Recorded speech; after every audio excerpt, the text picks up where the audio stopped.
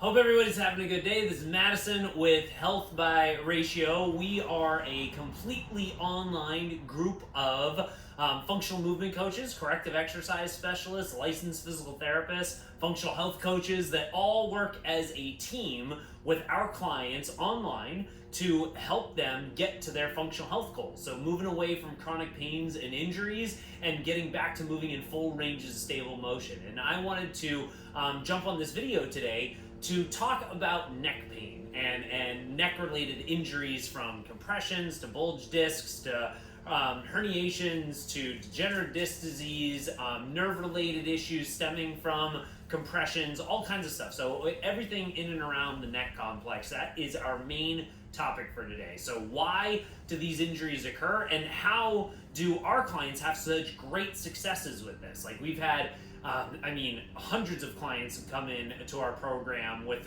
coming in due to their main impetus being from neck pain and neck-related injuries. Clients like Becca, who were dealing with compression between C4 and C5, and Katie dealing with, I believe, a C7 herniation. We having like rods fused in some of our clients, like Anna, and having various everything from C1 to C7 compressions, herniations, all the above. All of these things are so prevalent in many of the clients that we work with, and obviously many individuals just in general in day-to-day life. Our necks get a ton of trauma to them. So why do these things happen? And again, how do we actually get to the point where we can heal them? And how have our clients been able to kind of reverse the process of neck degeneration and get their neck and spine in a very stable position? Well, one of the first things is that we got to take a look at what's happening down below. The neck has so much to do with the foundation that it sits on. What's happening at the thoracic spine? What's happening at the core? What's happening at the pelvis, and how it's stabilizing with the glutes? Even what's happening down at the feet. All of these things make a huge impact to how the neck is going to sit. And for many of us that have neck issues, we also will tend to find that we have a dysfunctional glute, and a glute or two, and a dysfunctional core, where it's either asymmetrical, like one glute fires really well, the other one doesn't, or we have one oblique that fires really well, but the other one doesn't. Or it's just lack of activation, period. Maybe we got like dead butt syndrome, where we sit too much and those glutes haven't figured out how to fire up again. So if we don't have stabilization in the glutes, or we don't have good activation in the core, and we start having some postural deviations, like the pelvis is rotated a little bit, and we start getting some more tension in the back, well, my neck is going to start compensating by doing things like jutting forward.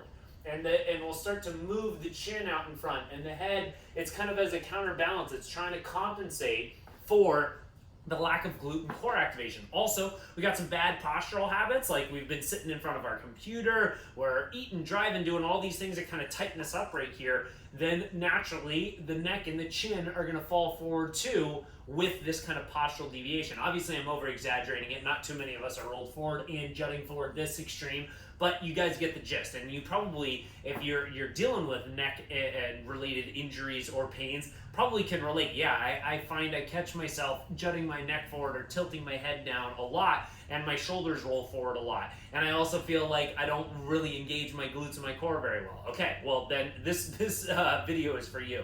So this is really common.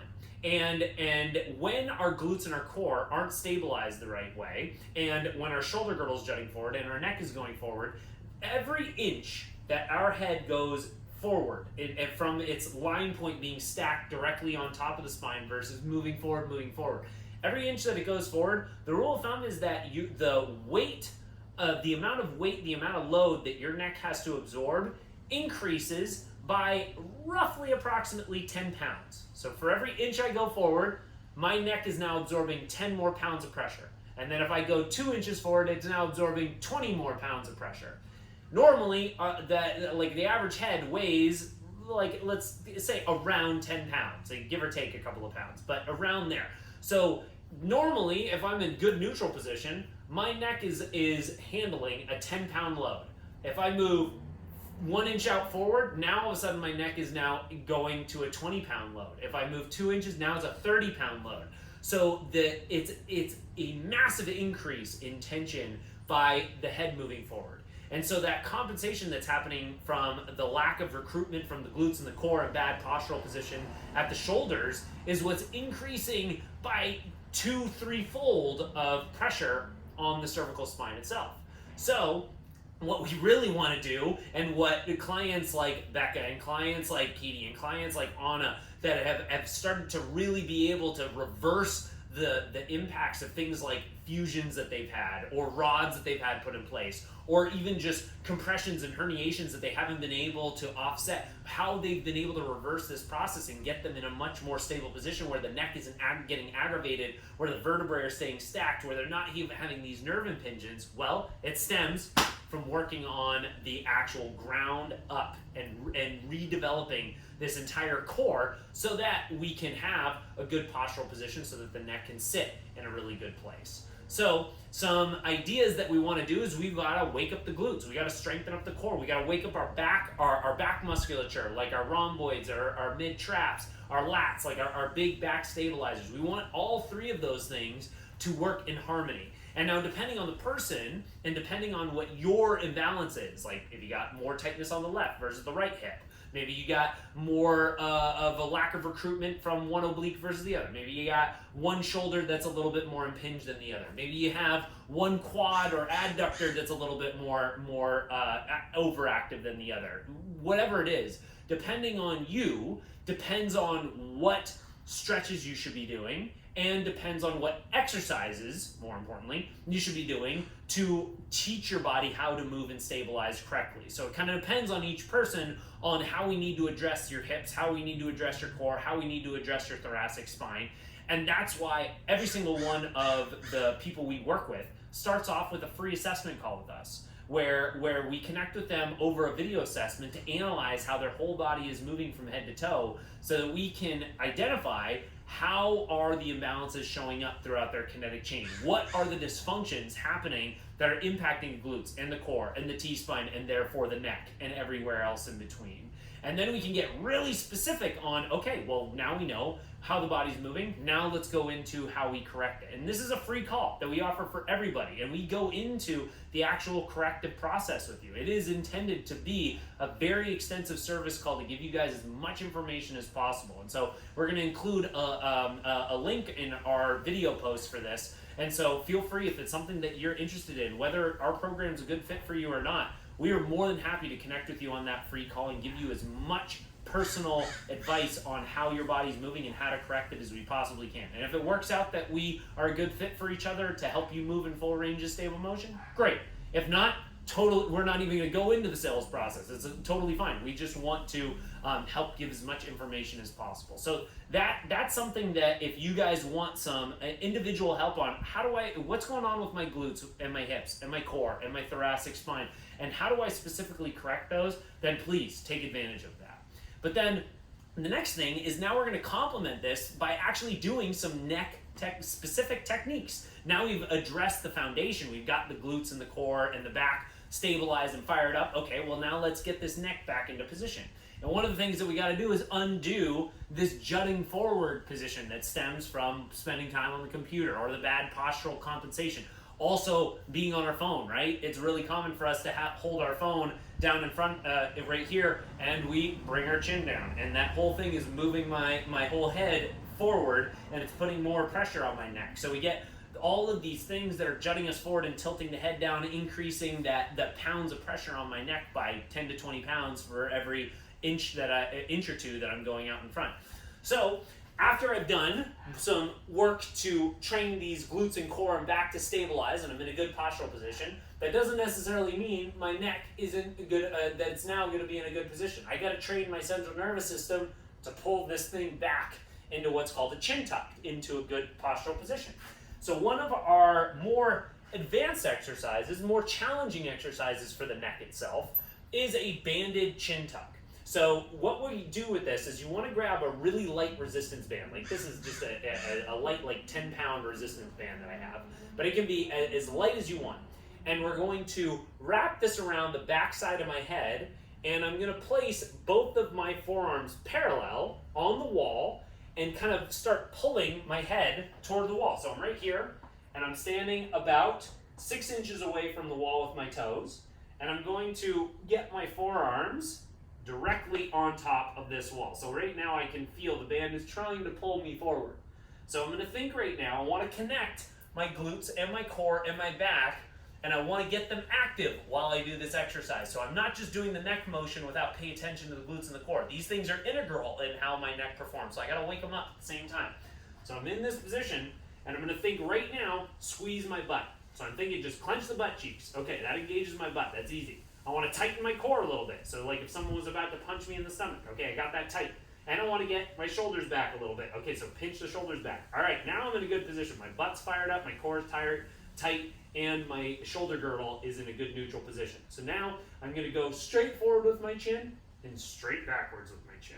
So I'm trying to just move it forward by a few inches and pull it straight back as I can.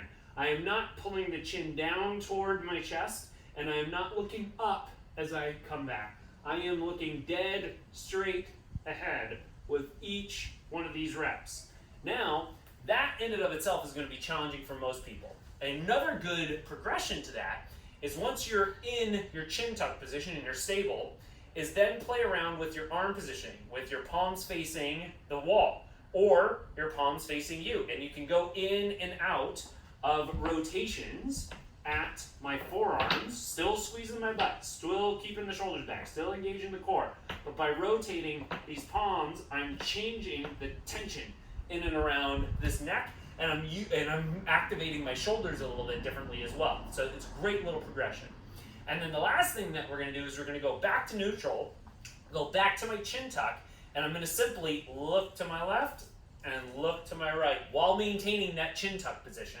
So the last progression for this is I'm in the same position, squeeze the butt, engage the core, get the shoulders back, and now I chin tuck straight back. And now again, I'm looking to the left, stabilizing again, looking to the right, stabilizing again, and then jump forward, and then tuck back.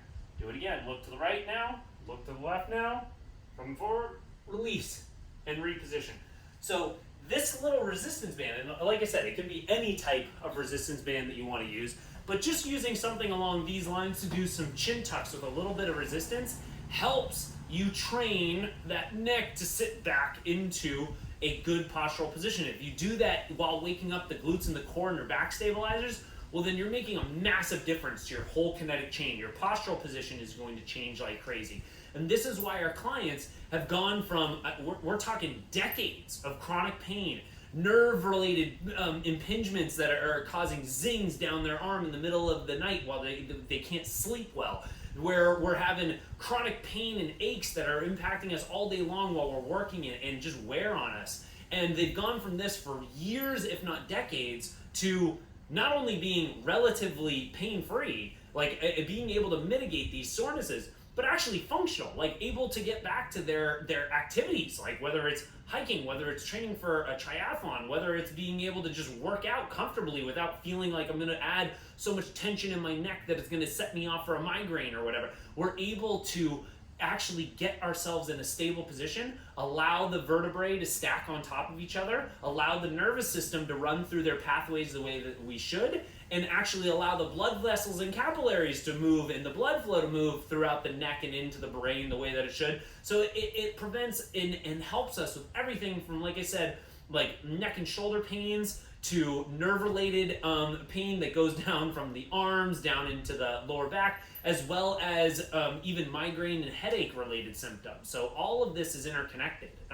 And so these, to me, is a massive, massive topic that a lot of us need to address. I think that the main impetus that we all need to try to figure out is what's going on foundationally that is impacting my posture on my neck first. Once I figure that out, then I can do some neck specific exercises like I just demonstrated here to then complement and train that neck to be back into position with that solid foundation underneath it. So that's what I wanted to cover today, guys. Like I said, if you're interested in getting some free one-on-one help, truly a service call to help you guys understand how your body moves and most importantly, how to correct it, feel free to schedule a free consultation call with my team and I.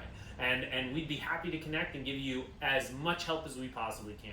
And outside of that, I hope that you guys have a great rest of your day and evening, and look forward to talking with you next week on our next topic. And I don't even know if we have it planned right now. I think we have ankles on our agenda and Achilles on our agenda. But if you guys have any things that you want us specifically to cover, whether it's anti-inflammation, nutrition, and gut health, whether it's mental emotional components on the rehabilitation stages, whether it's certain injury recoveries or aches and pains that you're dealing with, ask away. Feel free to either leave us a message in the comments of the video or send us a direct message on Instagram or Facebook at Health by Ratio, and we'd love to address it on one of our lives. So feel free to share when you have a topic that you guys want us to explore a little bit deeper.